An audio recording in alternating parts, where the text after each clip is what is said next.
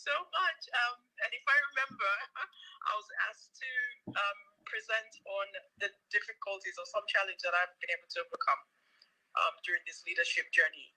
And listening to Tara about working with women in rural areas, which is very much my own demographic that I work within, and her mentioning the small wins, I think my story really speaks to those small wins.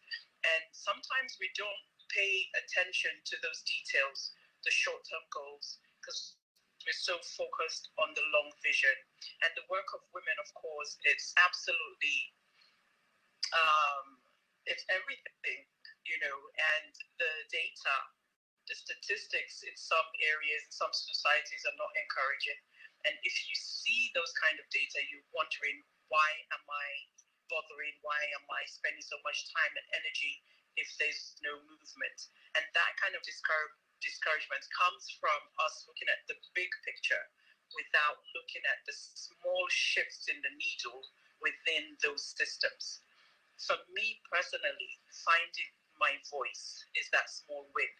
And when you think about the silence that we have been taught as girls, and we grow up to be women who are silent, we all realize the importance of finding our voice. Why we don't emphasize the greatness of that, because we're looking at it within the broader picture and thinking, if Isata finds her voice, that's just one person. How about the billions around the world that are still silenced? But locally, within my own perspective, if I can find my voice, I know I can help others to end the silence. When I'm usually in meetings and I'm the only woman, and I refuse to speak up because I feel uncomfortable, because I feel as if I need to do what they want me to do, which is to be polite, to be nice, and to be silent, it's a disservice to the work that we need to do as women. But me having the courage to speak up within that space is what gives another woman the permission to do the same. So the domino effect of a single voice is so important within this space, it's so important within the work we do, that we really need to celebrate that around the world. So female leadership, in real measure, starts with women finding their voices.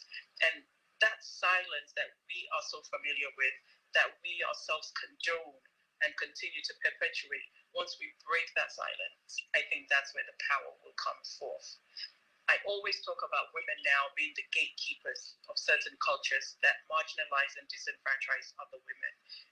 We have become those prison guards of our own prisons.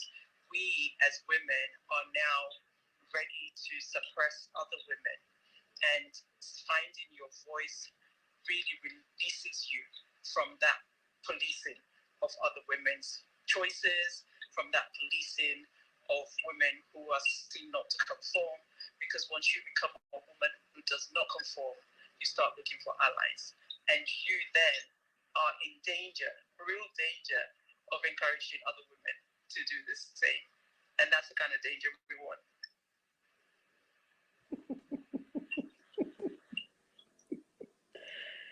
So wait a minute, let me have your leadership lesson in one sentence then, Isata. The importance of a single voice in any space which you occupy cannot be overstated.